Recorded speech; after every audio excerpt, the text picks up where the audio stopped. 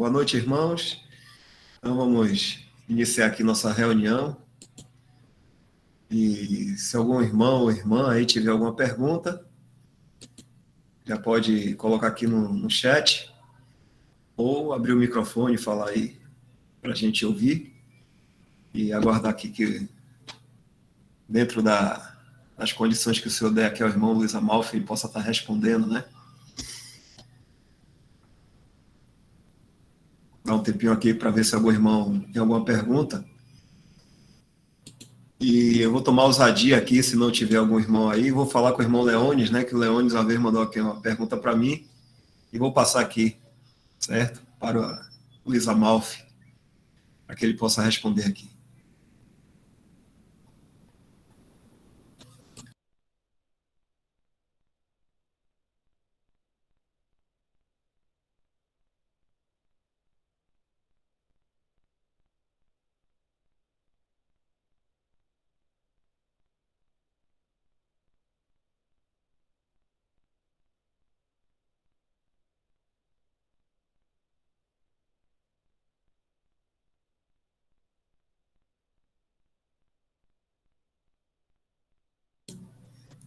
Então vamos lá. Leones, você uma vez, o irmão Leones está aqui, né? Vou aproveitar a sua presença aqui, tomar a ousadia de colocar também a pergunta que você fez para mim, quem sabe sirva aí para outros irmãos, ok? Você fez uma... Tá bom, não. Tá? Só vou relembrar aqui, você me ajuda aí. Ele colocou assim, sempre em Lucas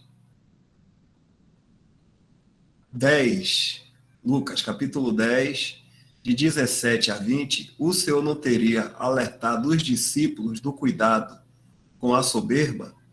Não foi isso mesmo, Leonis? Uma vez Foi. você... Ok. Vou colocar aqui o trecho, para a gente ler junto aqui, o irmão vai ficar à vontade.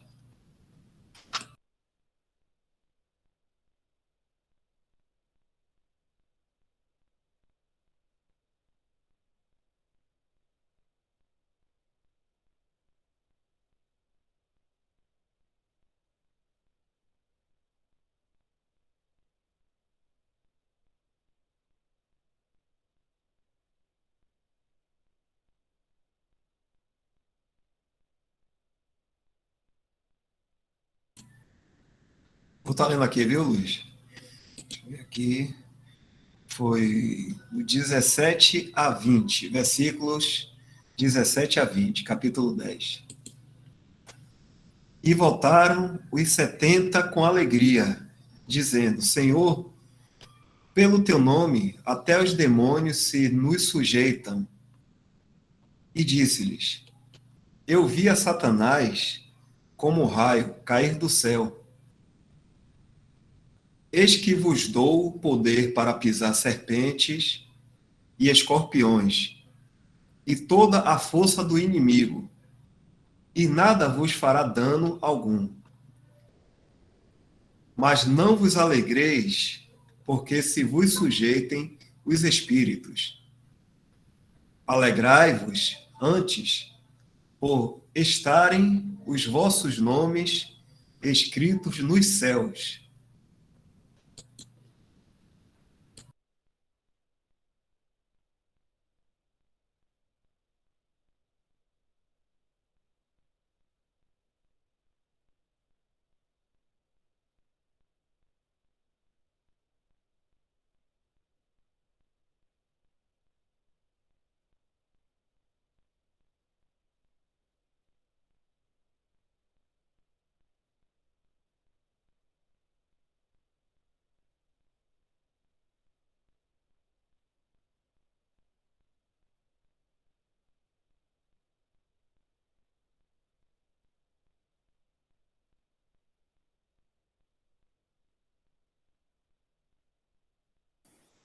É interessante que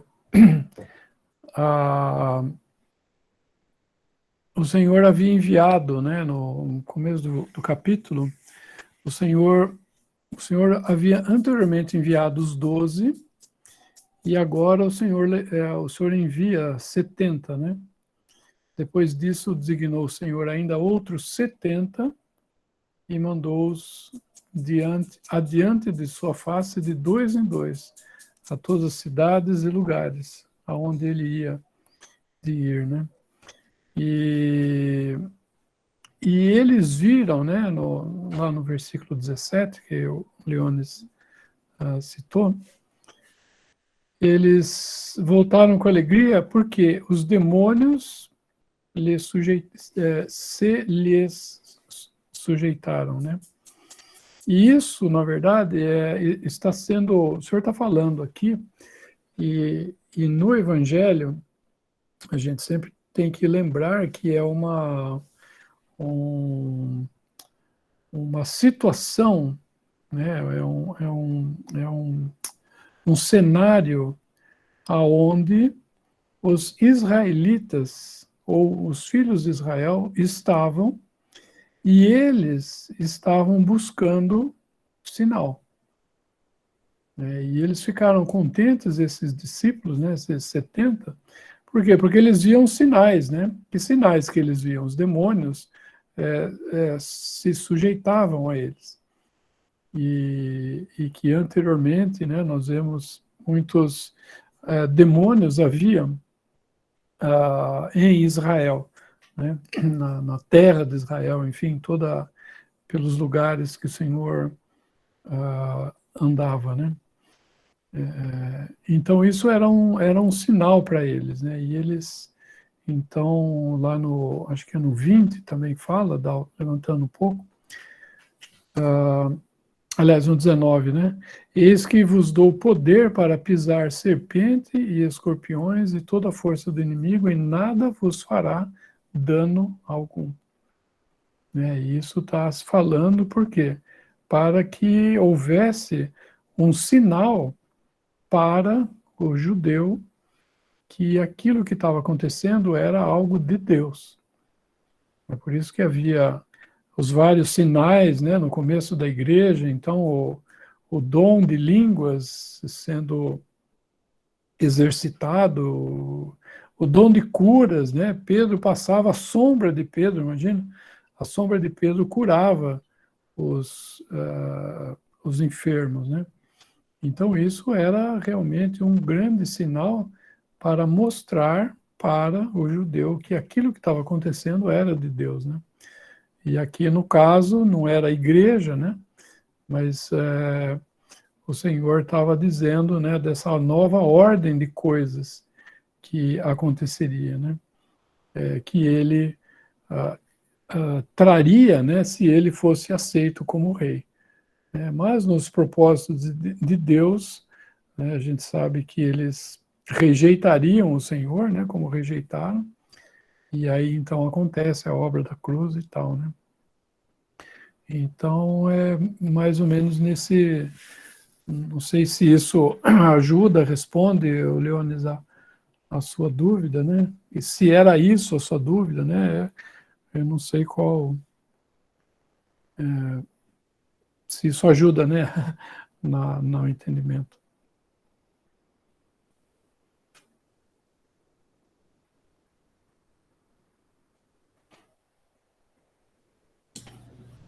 Leandro, você pode falar, viu, porque você perguntou se isso aí tinha relação com o senhor estar alertando sobre soberba, né?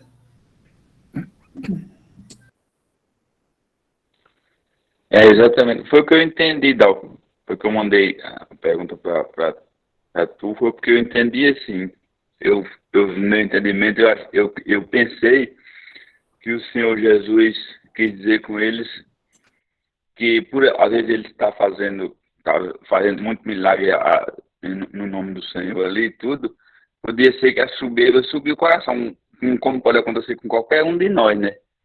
Então, porque Satanás caiu por causa da soberba, que está escrito também na palavra de Deus, que caiu por causa da soberba. Então, eu entendi que, no meu entendimento, eu estava alertando eles, para eles não cair na soberba. Porque, por exemplo, estava com poder na mão, fazendo sinal e tudo, aí poderia ser que eles incorressem no pecado da soberba, por exemplo. Nós temos poder mesmo no nome do Senhor. Então, foi isso que eu pensei. Então, a minha dúvida era essa.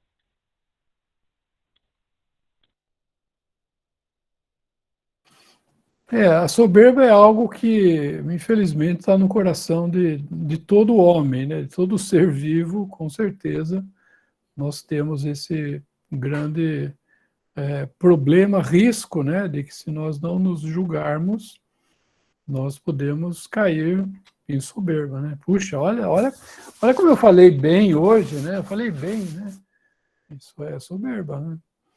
Porque se alguém fala alguma coisa e essa coisa edifica os irmãos, significa que o Senhor que faz a edificação, né? O Senhor Jesus fala assim, eu edificarei a minha igreja. Então, o Senhor edifica a sua igreja usando pessoas, né? E se essa pessoa acha que ele está edificando, né? Eu vou trazer uma palavra aqui, que hoje eu vou edificar meus irmãos. É lógico que a gente deve ter esse exercício, né? Mas lembrar, irmãos, de que nós somos apenas vasos, né? E o vaso em si, ele não tem valor nenhum. O que tem valor é o que está dentro do vaso, né?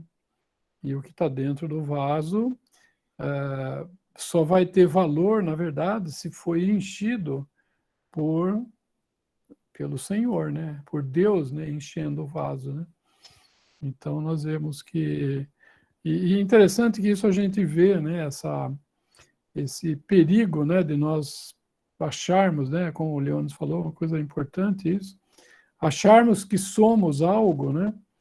Nós vemos isso muito no apóstolo Pedro, né? Pedro, ele teve revelações muito profundas, né? E da mesma forma que ele falava coisas muito, muito excelentes, ele falava coisas muito erradas também, assim, né? Nós vemos, por exemplo, ali em Mateus, né? Quando o Pai revela para Pedro que o Senhor Jesus, ele era o Filho do Deus vivo, né? Mateus 16, eu acho que é 16 também. Simão Pedro respondeu e dizendo, tu és o Cristo, o Filho do Deus vivo. E Jesus respondendo disse-lhes, bem-aventurado é tu, Simão Bar-Jonas, né? Ou filho de Jonas, porque não te revelou a carne e o sangue. Não é? Isso não era na cabeça dele, não é? Ele não chegou a essa conclusão. Mas meu Pai que está nos céus. Então, o Senhor falou para ele, bem-aventurado és tu. Se a gente pegar um pouquinho mais para baixo, o Dal, por favor, não sei se é o Dal ou é o Michel que está pilotando aí os...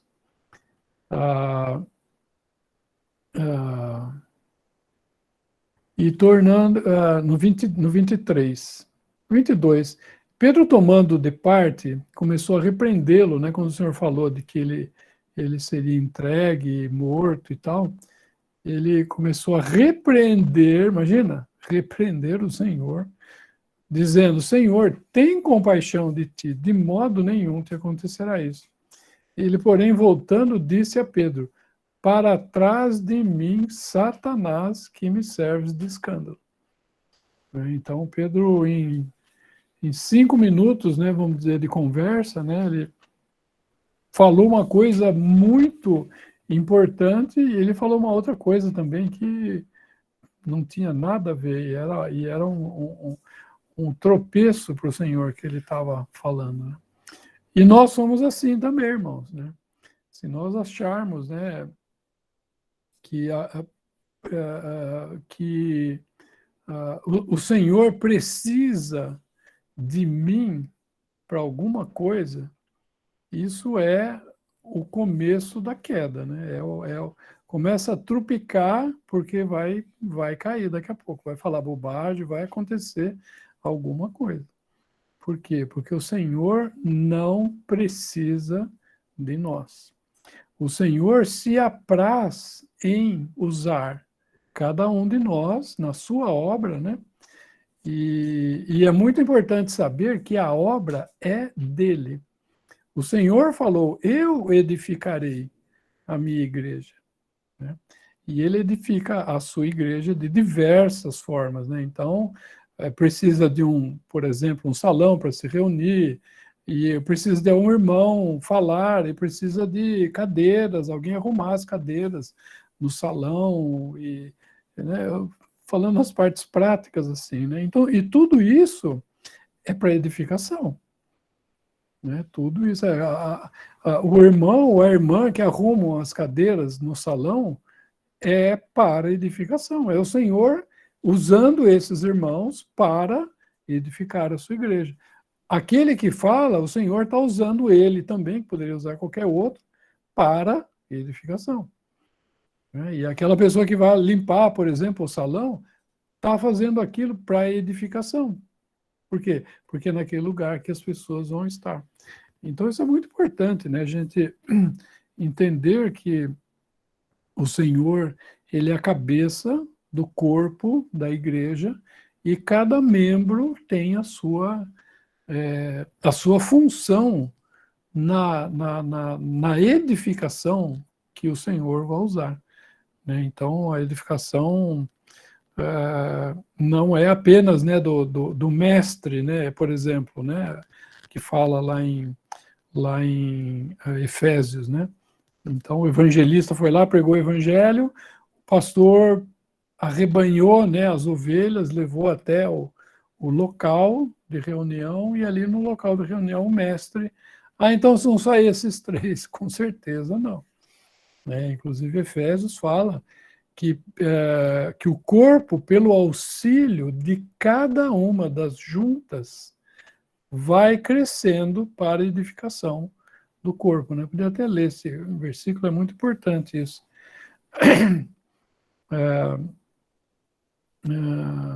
Aí no 16. Então, talvez no 15. Antes, seguindo a verdade em caridade ou amor, cresçamos em tudo naquele que é a cabeça, Cristo, do qual todo o corpo bem ajustado e ligado pelo auxílio, pela ajuda de todas as juntas, segundo a justa operação de cada parte, né? Ou seja, cada um fazendo a sua parte, faz o aumento do corpo para a sua edificação, né? Lembra o versículo do Senhor? Aliás, o versículo que o Senhor falou, eu edificarei a minha igreja, né? Então, isso é muito importante, né? E então, voltando no assunto, o Leônidas, que você falou, né? Então, às vezes, o que acontece? Às vezes o dedinho aqui, o dedinho começa a se achar importante. Não, eu sou importante, olha, é o seguinte, eu sou mais importante do que alguma outra parte. E não é, ele é tão importante quanto, né? E à medida que a gente possa ser usado pelo Senhor, né, existe um risco, né, de acharmos que o Senhor precisa de nós, né? Uma vez eu li um comentário, não sei se eu ouvi, um irmão falando assim, que o irmão que foi muito usado pelo Senhor, né? O Senhor usou muito ele entre os irmãos, né? E perguntaram para ele, irmão, a partir de quando o Senhor, né? Quando que você sentiu isso, de o Senhor começar a te usar nas coisas, né? O Senhor tem usado você tanto assim, né? Para a bênção e tal. Ele respondeu assim, a partir do momento que eu percebi que o Senhor não precisava de mim. A partir do momento que eu percebi que ele não precisava de mim, o Senhor começou a me usar. Ou eu comecei a perceber, né, que eu poderia ser usado em medida, né, naquilo que o Senhor quer fazer. E que foi um irmão que foi muito para a bênção, assim, dos irmãos, né? Então é bem isso, irmãos. Se alguém achar que é muito importante, né? Nós não somos. O importante é o Senhor. Nós somos importantes, com certeza, né? Mas nós somos importantes na nossa dependência do Senhor, né? Nós somos importantes na medida em que nós entendemos que os outros são importantes também. Não é? Por quê? Porque o Senhor é quem está fazendo a edificação. Ele está fazendo a edificação em quais irmãos que o Senhor está edificando? O Senhor está edificando a cada um. A cada um o Senhor está edificando. O Espírito Santo está trabalhando no coração de cada um para nos conformar a Cristo. Né?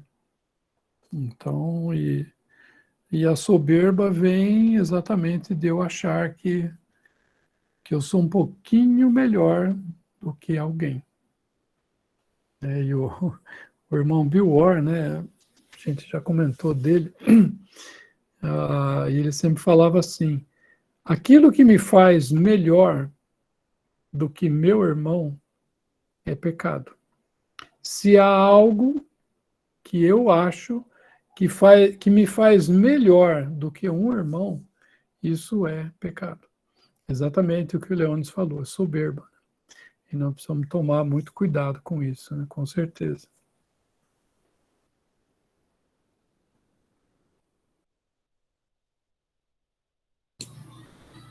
Maravilha. Muito bom. Grande alerta para a gente sair mesmo. Mas algum irmão aí gostaria... Tem uma pergunta aqui, né? Só vou dar uma pausa para saber se algum irmão queria comentar a respeito disso. O irmão que está reunido ao nome do Senhor, né? Poderia, que quisesse fazer algum comentário também aí junto.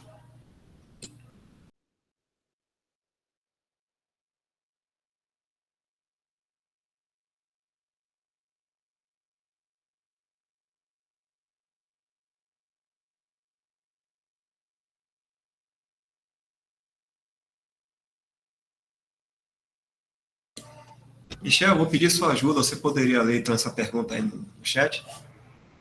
Certo. Boa noite. O irmão poderia me explicar a passagem de Mateus 11, verso 12, que diz: e desde os dias de João Batista até agora se faz violência ao reino dos céus e pela força se apoderam dele.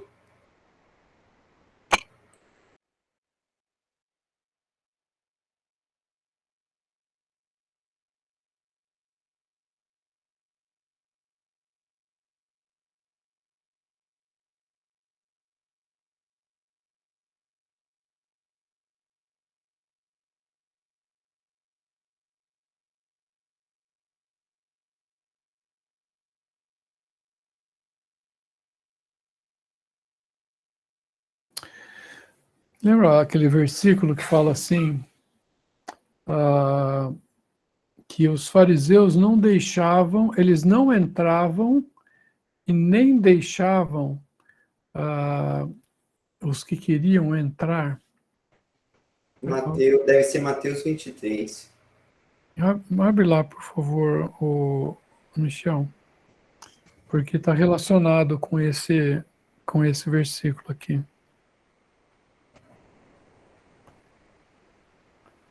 23. Quer compartilhar aí, Michel? Certo. Pronto, eu vou tirar aqui. Olha. Deve ser o verso 13. Isso, exatamente. Obrigado.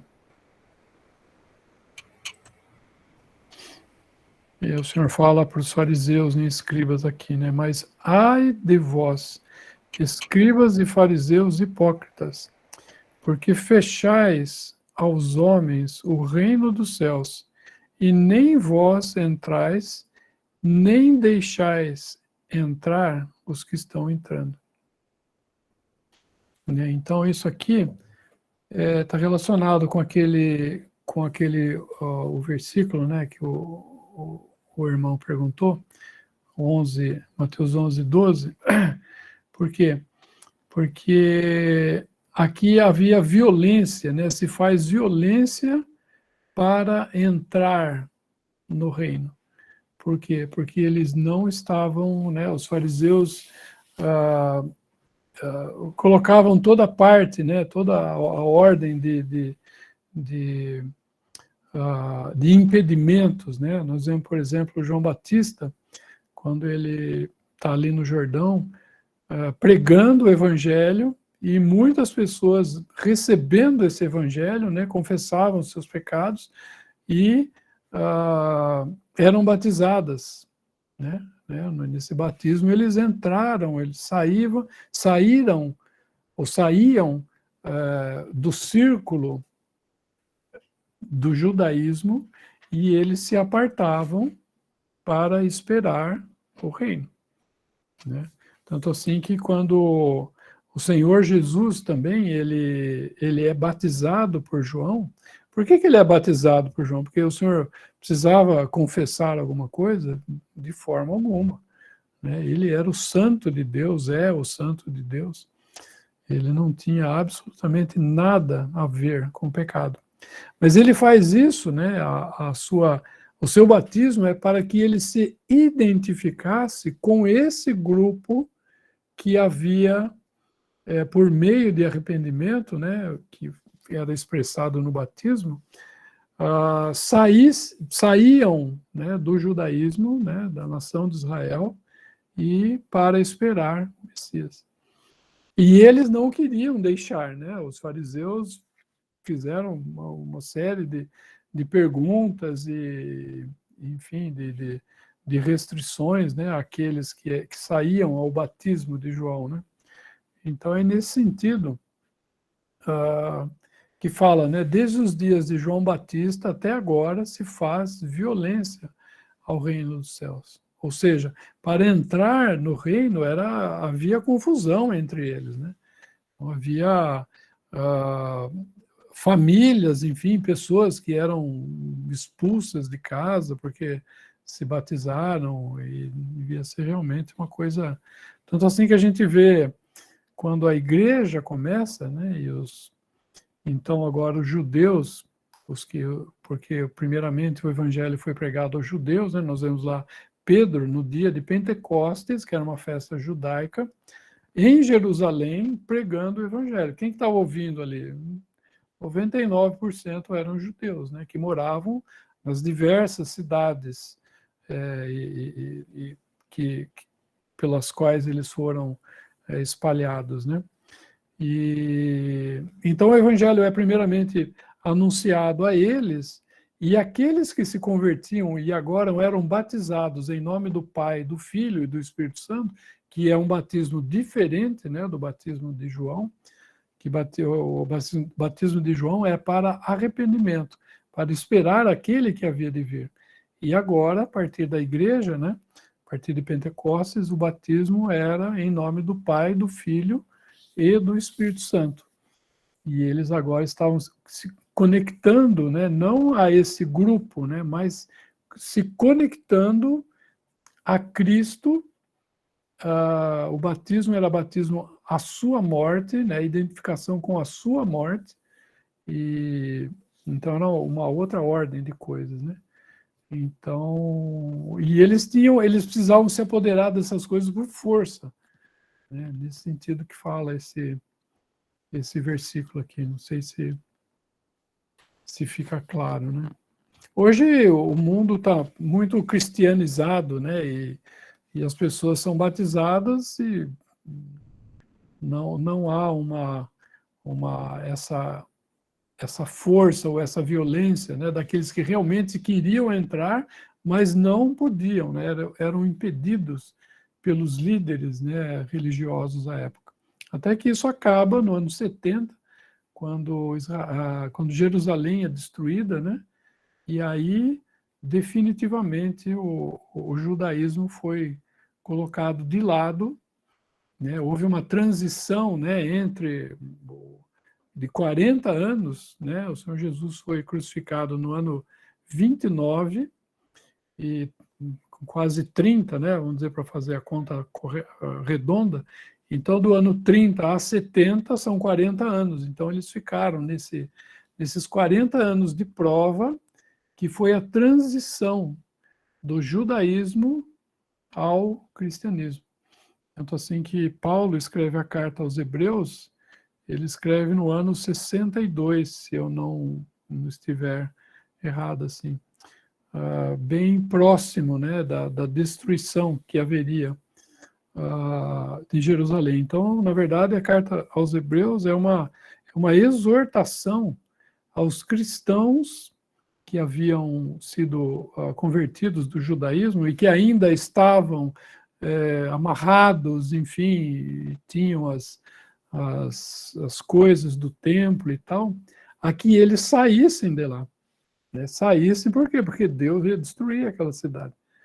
Então, Hebreus 13, que fala, saiamos a ele fora do arraial, ela é, historicamente, né, esse versículo, a parte histórica desse versículo é, saiam daí que vai ser destruído o arraial.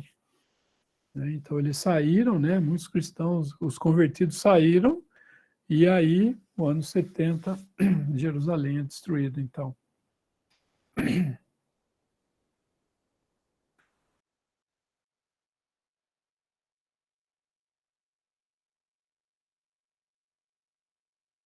Tá até pensando aqui, irmão, como você falou, né, sobre essa questão aí de, naquela época ali, os fariseus estarem colocando empecilhos, né, para as pessoas que estavam buscando essa verdade da espera do Messias, e o batismo de João tinha relação com isso, né? E hoje, o batismo, ele não está sendo assim impedido, pensando aqui, parece agora que eles, a estratégia agora é outra, né? Valorização do batismo. Eu não participei de denominação, mas quando eu ouço os irmãos falando, diz que uma pessoa às vezes quer se batizar em uma determinada denominação, mas aí existe aqueles preparativos todo, né? Acho que tem que tomar curso, tem que fazer não sei o que lá. Isso seria mais ou menos uma outra forma, assim, não de impedimento, mas agora de mudar esse foco assim agora para o batismo. Seria uma coisa assim, tipo, supervalorização do batismo, não que o batismo não seja importante, né? Mas seria isso aí assim também, irmão?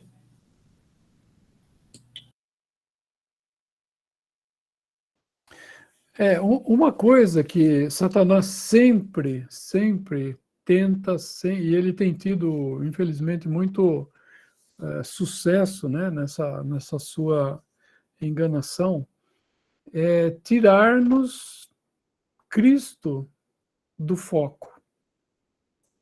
Né? E a gente perder o foco do Senhor e começar a olhar para o lado. Né? Isso é uma coisa que, infelizmente, nós somos enganados e nós entramos facilmente nessa conversa. Né? Então, tudo, né, que hoje há na cristandade, né, tudo, é uma religião do homem. Ela foi, a cristandade é um cristianismo que foi transformado numa religião do homem natural, como era o judaísmo, né? O judaísmo era uma religião que Deus fez, ele instituiu, para que o homem natural pudesse se aproximar dele. E não deu certo, com certeza, né?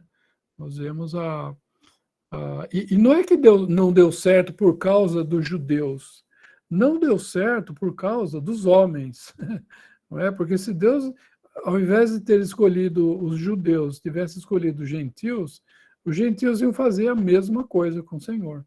O problema não está na nação, o problema está no coração do homem. O homem é mau.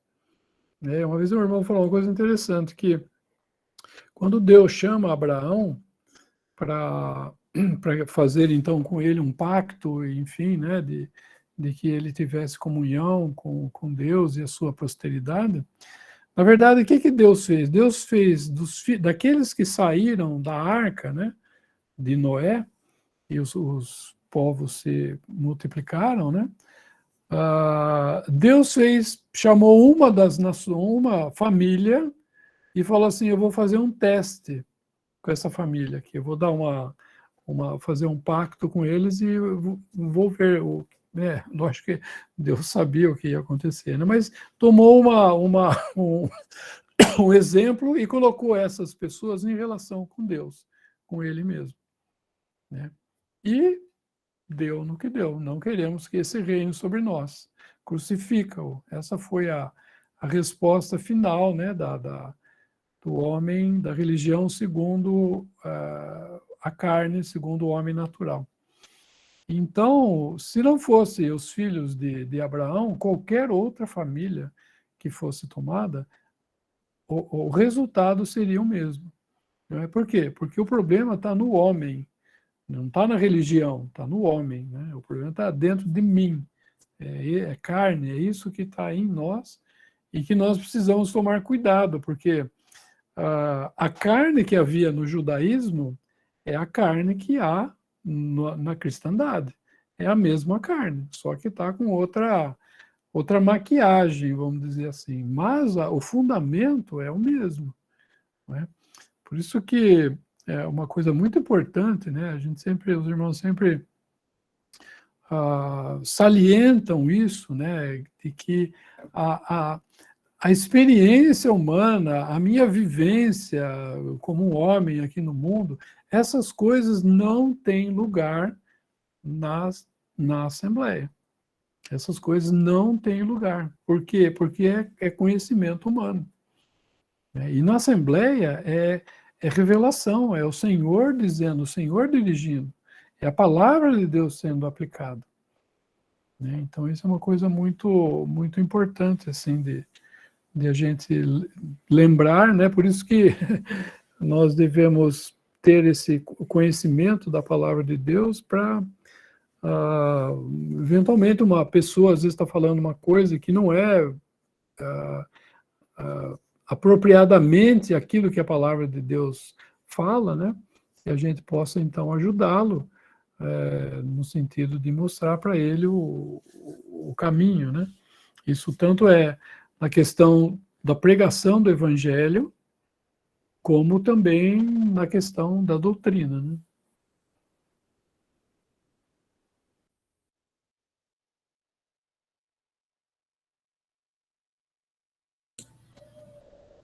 Irmão Helder Rosas, espero que tenha ficado claro aí para o irmão. E se algum outro irmão tiver mais alguma pergunta ou alguma meditação, né? Porque durante a semana é bom, durante os dias que a gente tem, né? Como o irmão já trouxe muito bem, né? A gente comprar, né? Comprar a verdade, remir o tempo, né? A gente aproveitar, como foi a palavra que o irmão deu, a gente libertar esse tempo nosso, né? Então, durante a semana, se a gente faz esse exercício, é muito bom. E se houver alguma coisa que foi lida e não foi muito bem compreendida, esse é um momento aqui bom, quem sabe, para ser tirada essa dúvida. E os irmãos podem ficar à vontade. Se tiver algum trecho na palavra, que estavam meditando, que o Senhor nos ajude aqui. Hoje até, Luiz, minha filha aqui perguntou, né? Se não foi Deus que criou as religiões, né? E eu falei justamente isso aí para ela, que a única que Deus deu ao homem aqui, permitiu, foi o judaísmo. E que, como o irmão falou aí, né? Deus hoje parou, cessou com a religião. E tudo que a gente está vendo aí foi ideia do homem. Fora isso aí, que a gente vê na palavra, que é o judaísmo, tudo que a gente está vendo aí é ideia do homem. E hoje você vem e fala também, né? Foi há pouco instante, viu? Isso é maravilha.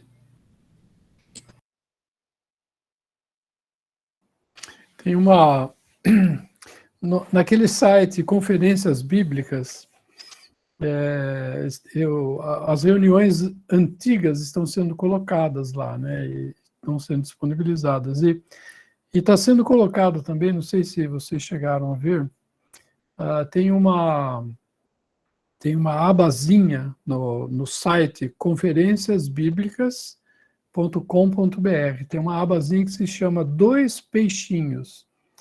E isso é um extrato, né? É um corte, né? De uma parte que algum irmão falou, né? Nessas conferências, e que elas são disponibilizadas lá, que são muito interessantes, assim, as informações, né? Os ensinos, né, de irmãos que falaram, tal. Eu recomendo que vocês ouçam isso, é muito interessante, né? E está sendo sempre acrescentadas mais coisas ali. Mas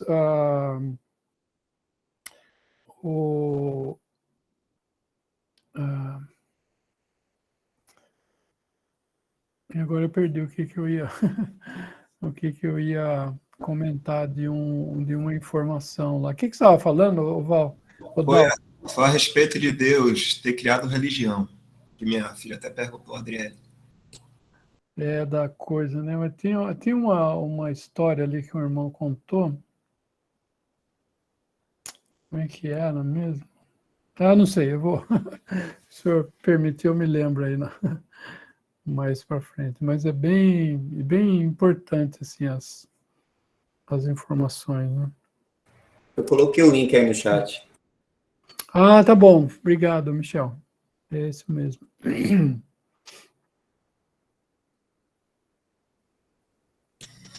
Michel, eu não tinha... Ele falou assim, ele estava falando do dia de Deus, do dia do Senhor e do dia do homem, né? Depois vocês procuram lá, o Bill falou isso, o Bill Ward. E ele falou uma coisa interessante, ele diz assim, qual é a diferença do dia do Senhor e do dia de Deus?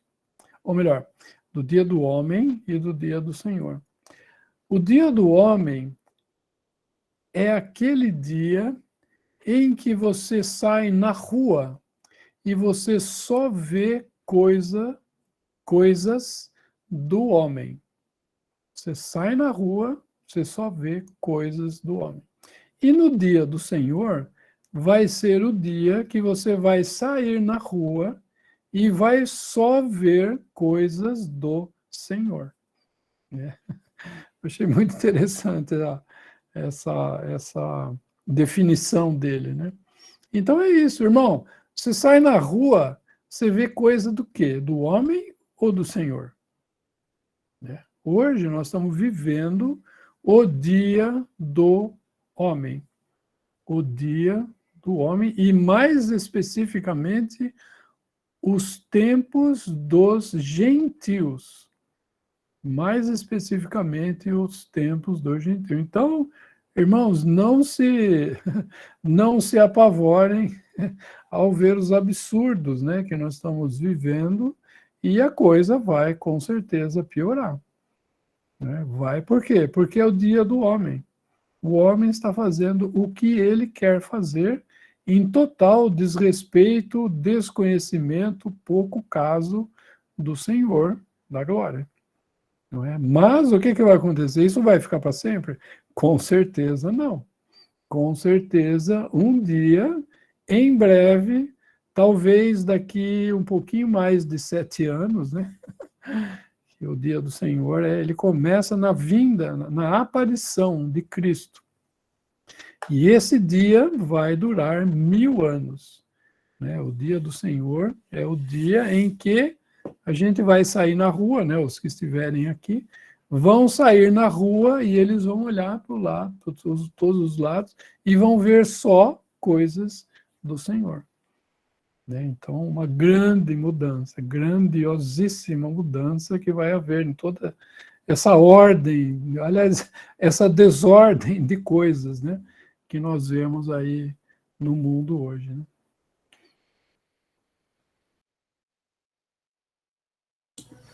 Né? Pensamento bom, né, irmão? No dia do Senhor, os homens vão conhecer realmente o Senhor, né? Os feitos dele, tudo, né? Não há dúvida, né?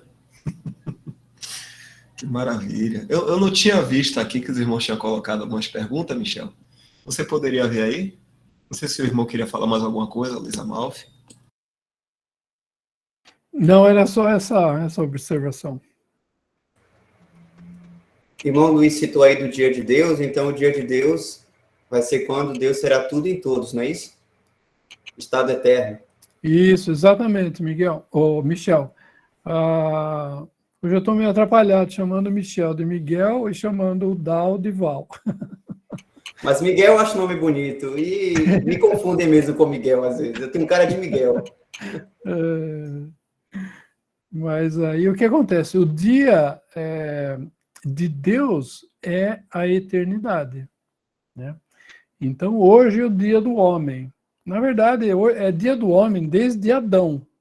Deus criou esse homem e o dia do homem está indo até o dia que o segundo homem aparece. E quem é o segundo homem? É o Senhor, né? Então, houve o primeiro homem, nós estamos no dia do primeiro homem. Esse homem sai de cena e entra em cena o segundo homem, o Senhor, né? Que vem do céu, em Corinto fala, né? E aí, então, é o dia dele. E no dia dele vai ser as coisas dele. Até o dia em que ele, o Senhor, entrega a Deus o reino, todas as coisas, em ordem agora, em perfeita ordem. A partir da vinda dele, na aparição do Senhor, né? Ele começa a colocar as coisas em ordem, ele vem em juízo, julgando todas as nações, haverão guerras e uma série de juízos marciais, né, de guerra. Isso acaba e depois começa o milênio, né? E aí entra o caráter do Senhor no reinado de Cristo. O caráter de quando o Senhor vem na sua aparição é um caráter davídico, porque são as lutas que Davi lutou. E depois, quando o reino é estabelecido, ele se torna o caráter salomônico, ou seja, é o reino de paz que houve em Salomão, né, uma figura. E aí, isso são 1000 anos. No final, o Senhor entrega a Deus todo o reino, em ordem, em perfeita harmonia, e aí, então, começa o dia, como o Michel falou, o dia de Deus, né? Exatamente esse versículo, Michel, obrigado. 1 Coríntios 15, 28. Quando todas as coisas lhe estiverem sujeitas ao Filho, né? Então, também o mesmo Filho se sujeitará àquele, Deus, que todas as coisas lhe sujeitou. Todas as coisas Deus sujeitou a Cristo, para que ele venha e ele reine nesse mundo, né, como o homem, o filho do homem. Lembra quando fala nos evangelhos, né, várias vezes, que virá o filho do homem? Por quê? Porque Deus vai cumprir o seu propósito de que o homem reine nessa criação. O primeiro homem não reinou na criação, ele logo caiu. Mas Deus falou que o homem vai reinar na criação. Essa criação vai ser controlada inteirinha pelo homem. Que homem? O primeiro? Não. Qual? O segundo. Né? O segundo homem vai reinar nessa criação toda, na terra, em todas as coisas. E ele, então, Deus sujeita a ele. Lembra aquele versículo acho que é Lucas, tem uma parábola que fala que um homem saiu e foi para uma terra distante para receber um reino e voltar. Né? Então, quem é? Cristo. Ele foi para uma terra distante, para o céu, receber um reino e vai voltar. Né? Vai voltar para reinar. Então, esse é o reino. Ele entrega o reino, então, né? Voltando lá em 1 Coríntios, entrega o reino a Deus, o Pai. Né? Volta lá talvez...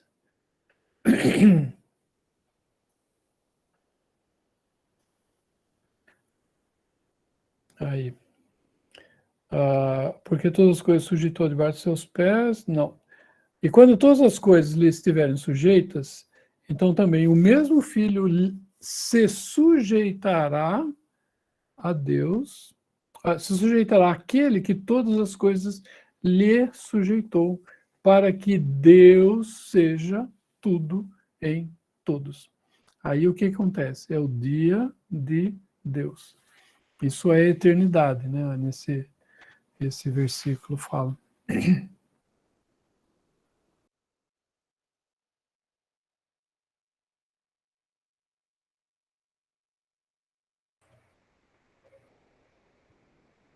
Irmãos e Tânia, é referente a esse mesmo assunto? A irmã quer perguntar algo referente?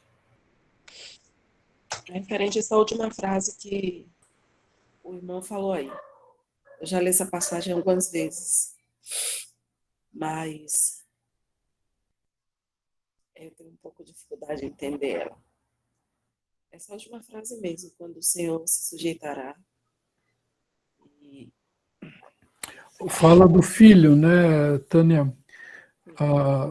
Também o mesmo filho se sujeitará àquele que é Deus, né? O filho se sujeitará a Deus, que todas as coisas lhe sujeitou. Então, Deus deu ao filho todas as coisas. E o filho vai devolver, né?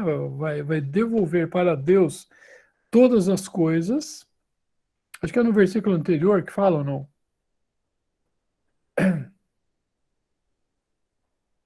Porque todas as coisas sujeitou debaixo de seus pés. Mas quando diz que todas as coisas lhe estão sujeitas, claro que excetua aquele que sujeitou. Não, é o 28 mesmo. E quando todas as coisas lhe estiverem sujeitas, então também o mesmo filho se sujeitará àqueles que todas as coisas lhe sujeitou, para que Deus seja tudo em todos. O Senhor, ele vai ser um homem na eternidade. Ele tomou a forma de homem para nunca mais deixar de ser um homem. Não é? Então, o Senhor Jesus tem um corpo físico que nós vamos ver. Deus, o Pai, ele é espírito. Lembra que fala, Deus é espírito, importa que aqueles que o adorem em espírito e verdade. Então, ele é um espírito, nós não vemos Deus. O Deus manifestado em carne é Cristo. Deus se manifestou, Deus, o Pai, o Filho, o Espírito Santo, Deus se manifestou em Filho. Lembra em Hebreus que fala? Então Deus se manifestou na pessoa do Filho. Então o Filho recebeu um corpo, ele recebeu uma humanidade sem pecado, perfeita, né? E nessa humanidade, ele subiu aos céus e está sentado à direita de Deus, como um homem, né? Um homem ressuscitado. E é essa posição que nós temos também.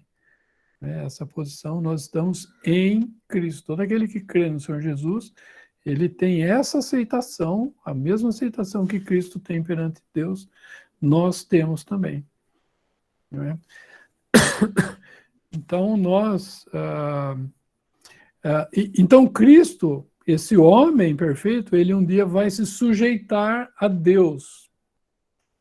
Mas não esqueçamos que ele é Deus também. Ele é o Filho. Não é? O Filho, né, que está falando, o Filho se sujeitará àquele que todas as coisas lhe sujeitou para que Deus seja tudo em todos. Quem que é Deus? É o Pai, é o Filho e é o Espírito Santo. E entendemos que essas coisas não entendemos. Por quê? Porque nós somos criatura. Né? Nós não temos a pretensão de entender Deus. né? Nós temos alguns flashes, algumas ideias, né, do que é Deus. Agora, tudo que Deus quis se revelar ao homem, ele se revelou na pessoa de Cristo. Então, nós vamos ver ele. Lembra, Filipe? Senhor, mostra-nos o Pai, que nos basta. O que o Senhor falou para ele? Filipe, eu estou tanto tempo com vocês e você diz, mostra-nos o Pai, que basta? Né? 14, 8. Obrigado, Michel. Disse-lhe Filipe, Senhor, mostra-nos o Pai, que nos basta. Nós queremos ver o Pai. Né? E o Senhor fala para ele, disse-lhe Jesus, estou há tanto tempo convosco e não me tendes conhecido, Filipe. Quem me vê a mim, vê o Pai. Como dizes tu, mostra-me o Pai? Olha que interessante. Quem me vê a mim, vê o Pai. Por quê? Porque Cristo, ele era a expressa imagem de Deus.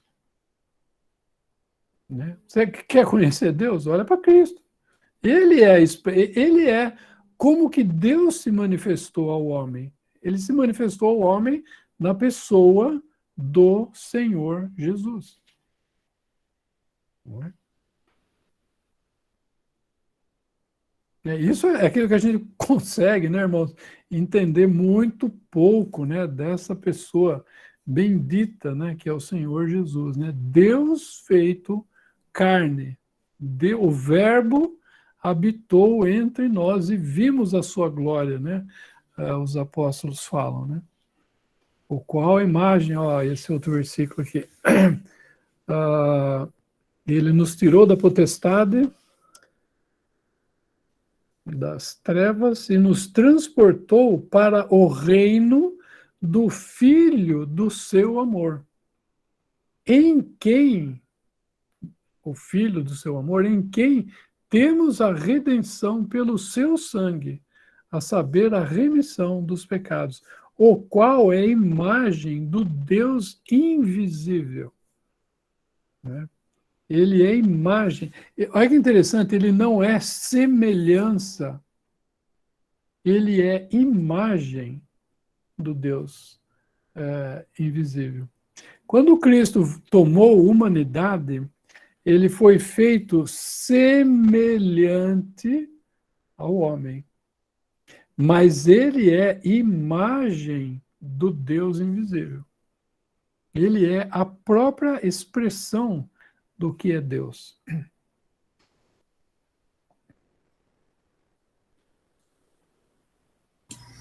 Hebreus capítulo 1 também, Michel.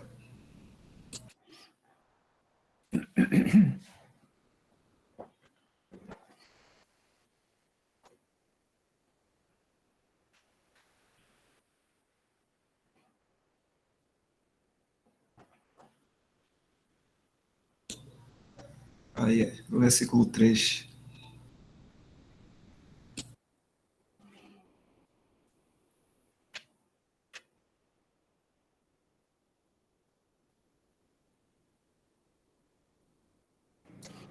Diz assim, o qual, sendo o resplendor da sua glória e a expressa imagem da sua pessoa, sustentando todas as coisas pela palavra do seu poder, havendo feito por si mesmo a purificação dos nossos pecados, assentou-se à destra da majestade nas alturas.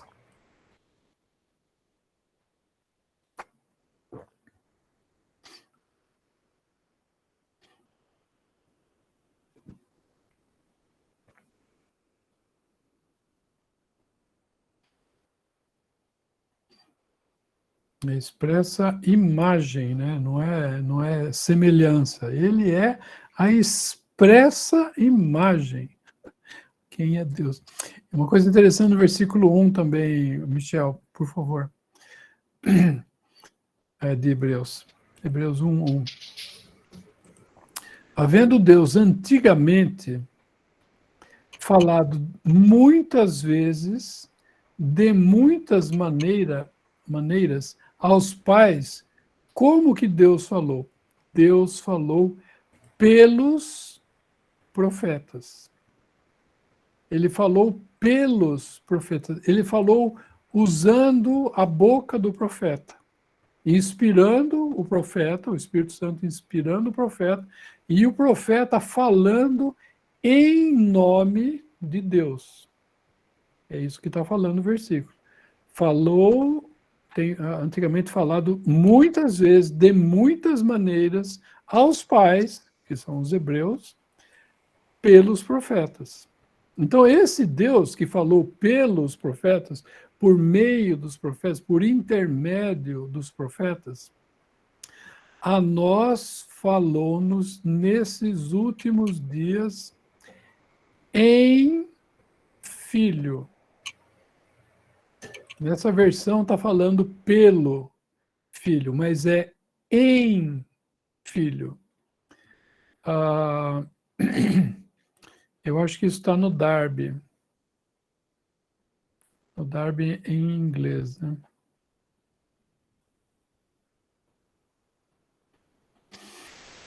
Acho que mais uma.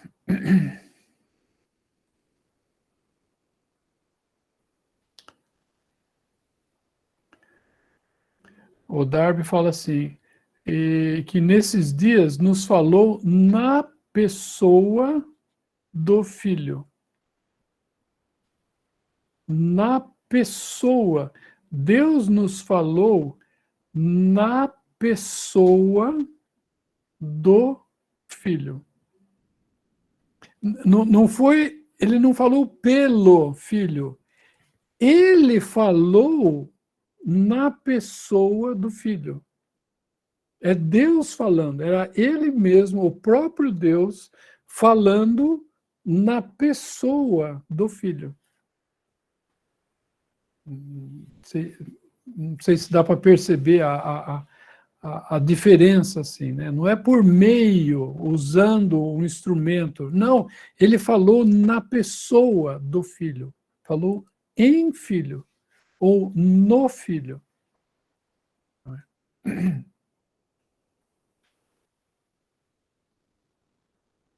Então, ele é o próprio Deus, né? O Deus eterno foi Isaías 6,6, né? Isaías 6,6 fala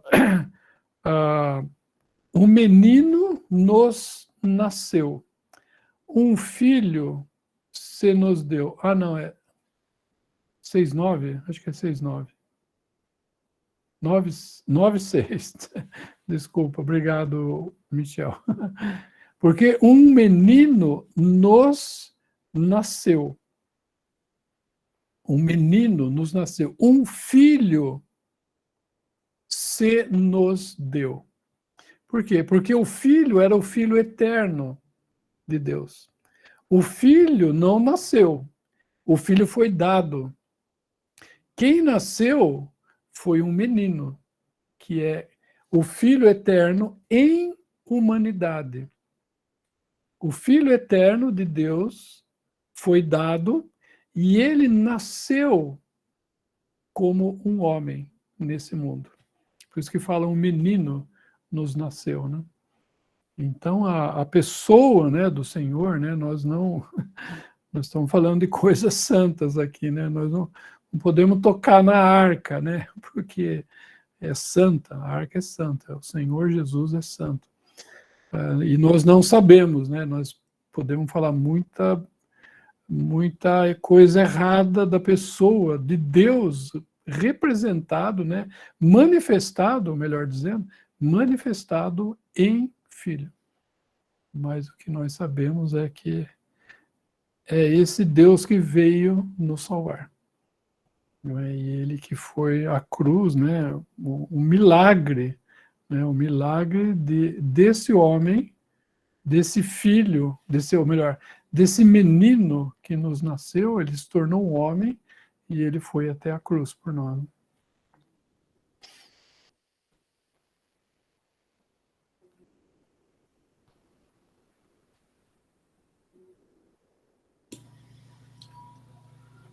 tudo ali que os discípulos ouviram, né? Direto ali da boca do Senhor Jesus, ouviu Deus falando com eles. Ouviu Deus diretamente falando com eles. E a gente vê o Senhor, na sua perfeita obediência e submissão à vontade de Deus, né? Ele sempre andou aqui na Terra como um homem. Ele nunca, quando Pedro levanta a espada e vai para defender o Senhor, né? O Senhor fala: Pedro, o que você está fazendo? Eu poderia pedir ao Pai e ele me mandaria mais do que 12 legiões de anjos, e um anjo só, no Velho Testamento, matou 185 mil soldados, eu não lembro agora de que nação ali. 185 mil, um anjo, né? Então, e o Senhor tem à sua disposição todas as coisas, né? E nesse momento, né, isso aconteceu lá no jardim do Getsemane, né, na noite em que o Senhor foi traído, vieram as pessoas para prendê-lo, né? E ele falou: a quem buscais? E eles falaram: a Jesus. Ele falou: sou eu. Ou eu sou, que é o nome de Deus, né? No Velho Testamento, quando Abraão perguntou: mas e se os israelitas perguntarem quem enviou você? Né? Quem que te enviou para nos libertar? Você vai lá e fala assim: eu sou, enviou você. Né? E ali era o Senhor Jesus, foi uma manifestação dele, mostrando que ele era Deus, né? Ele se adiantou, perguntou: a quem buscais? A Jesus, o Nazareno, né? Acho que é assim que fala. É assim que fala. E ele falou: sou eu. E quando ele falou sou eu, caíram para trás, recuaram e caíram por terra. Obrigado, Michel. Não é? A Jesus, versículo 5, responderam a quem buscavam, né? A Jesus, o Nazareno, disse-lhe Jesus: sou eu, ou eu sou. E Judas, que o traíra, estava também com eles. E quando, pois, disse-lhe sou eu, recuaram e caíram por terra. Né? Diante do Criador, do sustentador da vida de cada um daqueles que estavam ali, né? Batendo o coração de todo mundo ali, né? O que sustentava todas as coisas, sustentando todas as coisas pela palavra do seu poder. Fala lá o versículo que nós lemos em Hebreus, né? Então era esse homem, né? E é esse homem, irmãos, que nos ama, esse homem que é aquele que nós podemos contar com ele para qualquer problema que nós tenhamos aqui nesse mundo, né? E é esse homem que vem nos buscar, né?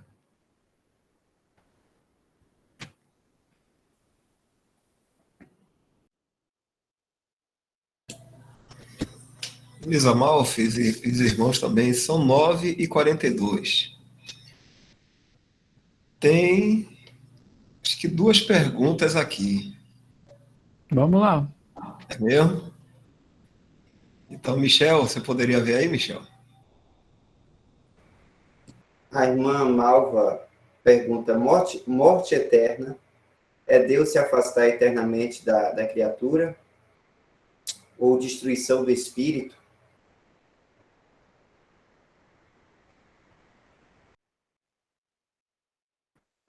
Tem uma, não sei se é naquele livro Morte, Estado Intermediário e Destino Final, que eu acho que fala de várias mortes, né? Porque a palavra morte, o significado da palavra morte é separação. Então, o que é a morte de uma pessoa? Um vivo que está andando aqui, ele morre. O que ele morre? Há uma separação entre o corpo dele e o espírito e a alma. Ah, obrigado. Ah, está em definições, né? Ah, então, ótimo. Você quer ler para nós, Michel? Acho que é interessante essa parte, porque acho que vai responder a pergunta melhor do que eu falaria, com certeza. Certo, irmão, bora lá. Morte. A morte sempre envolve separação de uma maneira ou de outra. Ela é usada na Escritura em pelo menos 7 maneiras diferentes. O contexto determina qual aspecto está sendo exibido. Elas são a morte física. O irmão Luiz quer que eu leia todos aqui ou apenas o Chico? Sim, por favor. A morte física é ter a alma e o espírito separados do corpo, e não se refere a uma extinção. A morte física é uma condição temporária para todos os que morrem, independentemente de uma pessoa ser salva ou perdida. Morte espiritual é ser separado espiritualmente de Deus, por não ter nova vida e nova natureza. Segunda morte é ser eternamente separado de Deus no lago de fogo. Morte apóstata é ser separado de Deus por abandonar a profissão da fé. Morte nacional é não mais existir como nação na terra. Morte judicial é ser posicionalmente separado de toda a ordem de pecado encabeçada por Adão, pela morte de Cristo. Morte moral é ser separado da comunhão com Deus enquanto vive na terra. O leitor notará que cada aspecto da morte envolve um tipo de separação. É solene pensar que o pecado é a causa de cada um desses aspectos da morte. Verdadeiramente, o salário do pecado é a morte, como está em Romanos 6, 23. A Bíblia nos diz que há apenas 2 estados nos quais uma pessoa pode morrer fisicamente. Ou ela morre no Senhor, ou em seus pecados. Morrer em seus pecados é sair deste mundo sem ter tido seus pecados colocados diante de Deus judicialmente pela obra de Cristo na cruz. A pessoa que morre nesta terrível condição será responsável em pagar o preço de seus pecados sob o justo juízo de Deus em uma eternidade perdida. Morrer no Senhor é morrer estando a salvo e seguro de todo julgamento sob o abrigo do sangue de Cristo, o Filho de Deus. A morte de um crente é preciosa à vista do Senhor, enquanto a morte de um incrédulo não traz prazer para Deus, pois ela significa que essa pessoa estará eternamente perdida.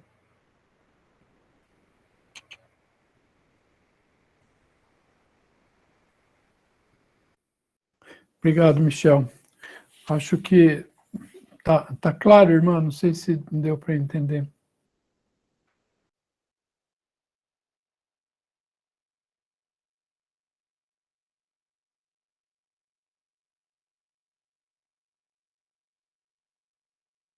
Tá, irmão, obrigado.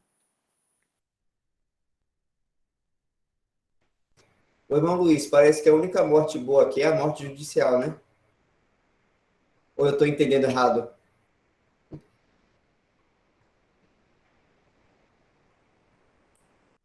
Entendi, irmão Michel. Certo. Eu acho que sim, Michel, porque essa morte é a nossa identificação com a morte de Cristo, né?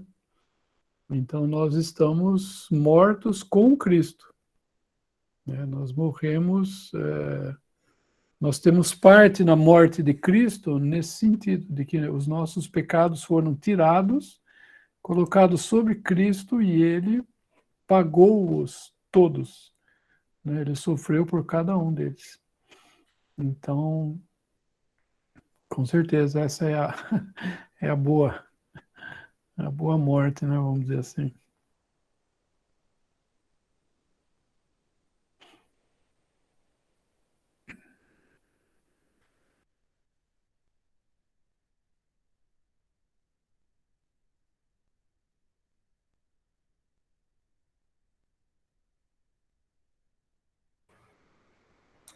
A outra pergunta foi de Portilho, mas tem a ver com a pergunta da irmã Malva. Eu acredito que foi respondida também já com o texto.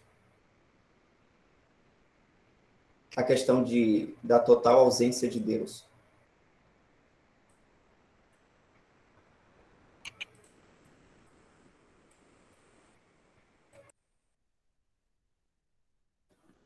O Lago de Fogo é o lugar onde haverá total ausência de Deus, né? Então ali não há nada de Deus, né? Não há luz, não há salvação, não há consolo, não há, né, tudo o que Deus pode dar e quer dar para o homem, né? Vai estar fora do Lago de Fogo, com certeza.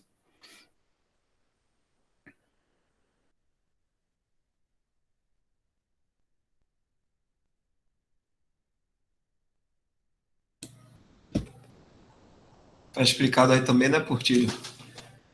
Tá tudo ok? Creio que por hoje a gente já pode estar encerrando. São 9h50 agora, já vai dar 9h50.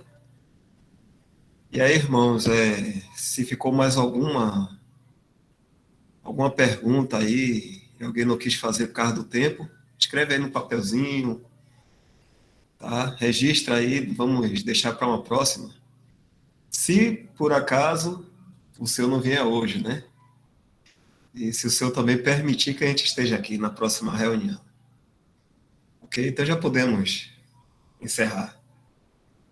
Luiz Amalfi, deixa eu ver se algum irmão falou alguma coisa aqui. Ok. O Portilho disse que está tudo ok. Luiz Amalfi, seria possível você agradecer aí, a gente encerrar hoje? Vamos sim. Nosso bendito Deus, nosso bendito Pai, nós agradecemos a Ti, Pai, pelo Teu Filho, que o Filho do Teu amor, que Tu quiseste, Pai, compartilhá-lo conosco. E nós agradecemos, Pai, porque Ele é a expressão exata de Deus. E damos graças, Pai, porque nele podemos encontrar tudo aquilo que é necessário para nós, tanto agora quanto no milênio, na eternidade. Tudo está nele. E nós agradecemos por isso, Pai, que ajuda-nos a conhecermos mais do Senhor, conhecermos esse que vem nos buscar, esse que nos amou de tal maneira e que se deu a si mesmo por nós e que vem também nos buscar. E nós agradecemos por esse tempo aqui, Pai, com os irmãos, e pedimos por cada um de nós também, e por todos os irmãos no mundo, que Tu esteja animando-os e despertando-os, Pai, para a breve vinda do Senhor. Nós assim agradecemos e nos encomendamos, Pai, agradecidos, no nome do nosso Salvador, Senhor Jesus Cristo. Amém. Amém, irmão. Amém. Boa noite. Amém, irmãos. Tchau, tchau. Boa noite. Amém, irmão. Boa noite. Boa noite, Vica. Boa noite, Luiz. Amém. Boa noite. Amém, boa noite a todos. Amém, boa noite. Amém.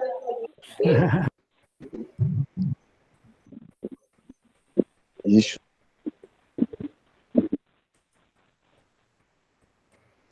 Amém, boa noite a todos. Boa noite. Tchau, irmão Luiz, irmã Viga. Boa noite, irmão Luiz. Boa noite, irmã Vica. Deus abençoe a todos.